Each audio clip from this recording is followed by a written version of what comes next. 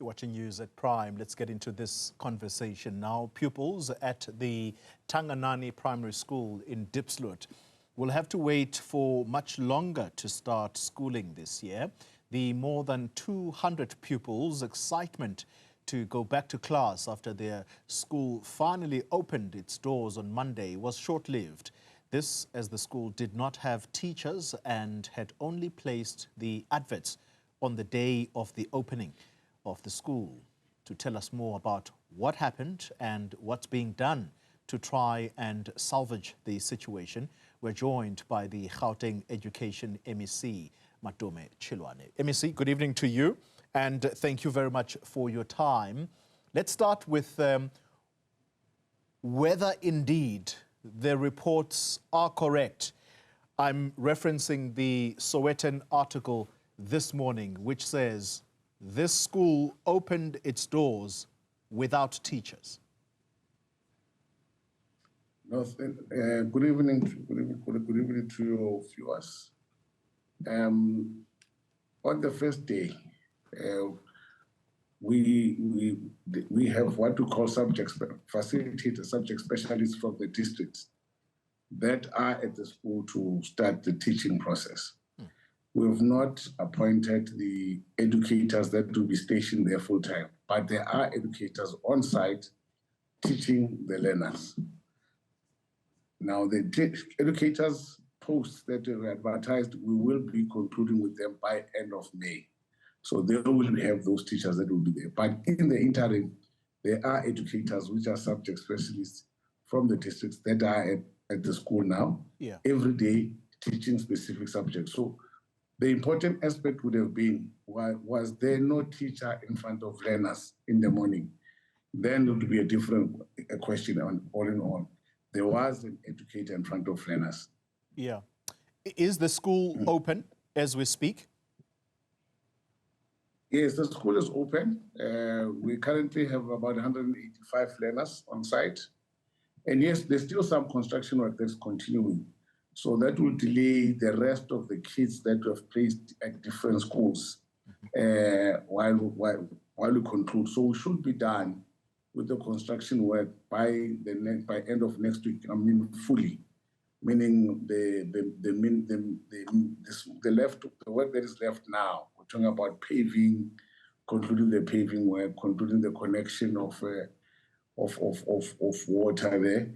And etc. So those small things that are there, there is water on site, of course, but obviously we are linking to the pipes. So there's minor construction work that is left. So we give them at least, I give them at least about up to next week. That fully by next week, I'm expecting every learner should be at the school. All those learners that we've placed at different schools. In the interim, I want them into that school by end of next week. So I've been assured, and I can also commit, I've seen some of the work that's been done. Look, it's a step in the right direction. The important thing is that we have learners that have been brought in to the school, so the operations have started. Just for safety measures, how long is the construction work that's left? How long is that going to go on for? I acknowledge that you're saying it's minor issues that need to be dealt with, but I read in the article that chemical toilets is what is being used by the pupils. You've also had to connect electricity in order to have running water. So to me, this doesn't sound as though these are minor issues. So how long is this going to go on for a school that houses young children? Like I said, the issue was the pipeline. It's longer than expected when they were doing the initial measurement, especially for water. But in the interim, obviously those toilets are not a permanent setup.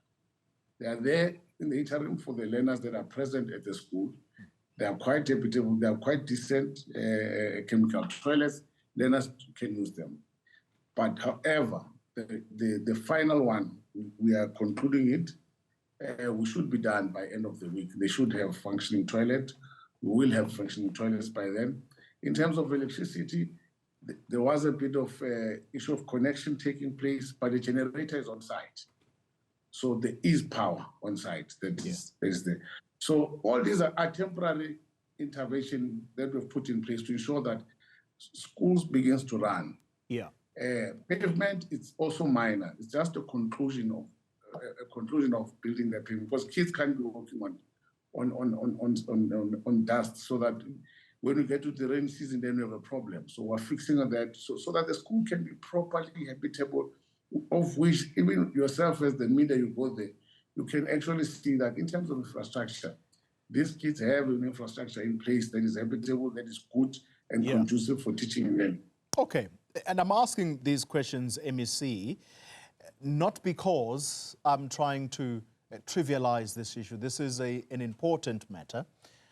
And I'm asking this because someone is going to say, couldn't the MEC and his team have waited just a bit longer then, if it's a mere 2 weeks that the minor construction work needs to be completed? Surely you could have waited for that instead of exposing children not only to some construction work, but also make sure that at least full-time employees in terms of teachers are now properly employed. These facilitators, subject specialists, are teachers. It's not people who are not, these are people who are specialists who come from classrooms from different schools. We've elevated them to actually assist other teachers.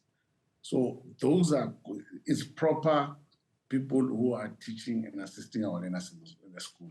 That's what I think I should clarify to the public. Now, the appointed ones, this is a process that will be undertaken, which has been undertaken, where it's advertised, educators will apply, interviews, then appointed. These are full-time. So then when these ones come in, we pull out the interim ones that we have put in the interim from the district to go back into the original posts. But because of the loss of teaching and learning time of this particular 185 learners, because these are some of the learners that were actually not in school, they were on a rotational basis in some of the sites that we placed them. That's why we pulled them urgently into the system as soon as we were able to get Tanganani up and running, so that we can then begin to advance catch up, so they can catch up these learners, catch up on the curriculum. Hence, that's why we push this way. But others that are placed in these other schools, they're not losing teaching time because they've been taught. Yeah. But obviously, they have been placed in, some are placed in halls in some of the schools. So we need to pull them out of those particular halls into this new school that we are setting up. All right. I understand that there is a particular database from where the department is recruiting teachers. Can you tell us a little bit more about that database? Where is it drawn from? No, we've got an unemployment educators database that we look at, but that where teachers, unemployed educators apply, put it in their CVs. But overall, obviously, it's going to be a process that will also be opening up so that if there are educators, they can also go to school and apply. Who are unemployed. So there is an opportunity. We'll create that space. But we work through the unemployed educators database. And it's a reliable database? Yes. Educators apply there. And they just submit their application there. And schools pull data from there.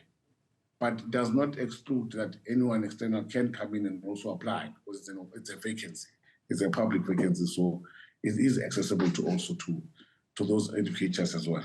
And are people that apply through that database properly vetted before they go and stand in front of young children?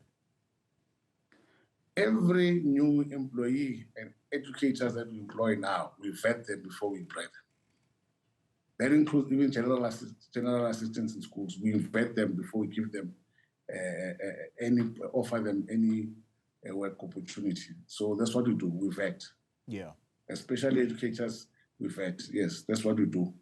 Because now we're vetting all the new ones, but we're also now vetting other ones that are already in the system currently. All right.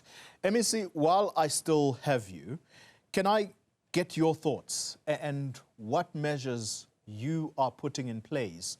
Your department has come up in a report as among those that are hiring government employees or contracting government employees for business purposes.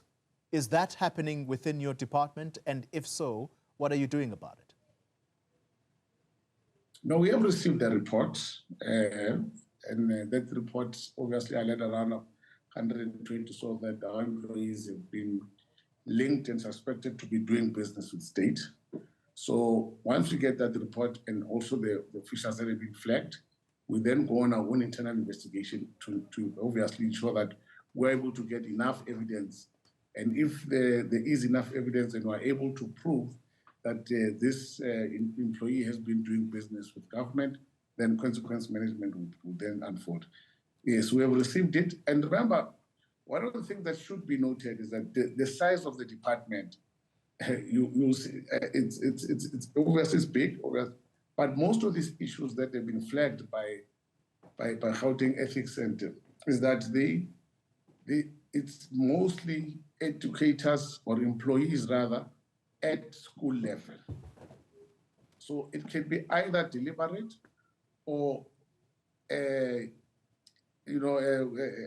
for instance, an employee might not be aware that there's still a director on a particular company that's doing work with government or is receiving some form of funding from government. For instance, we had an employee who was part of the directors of an ECD long time ago. They forgot how to, they did not remove their name, but the ECD received funding. Yeah.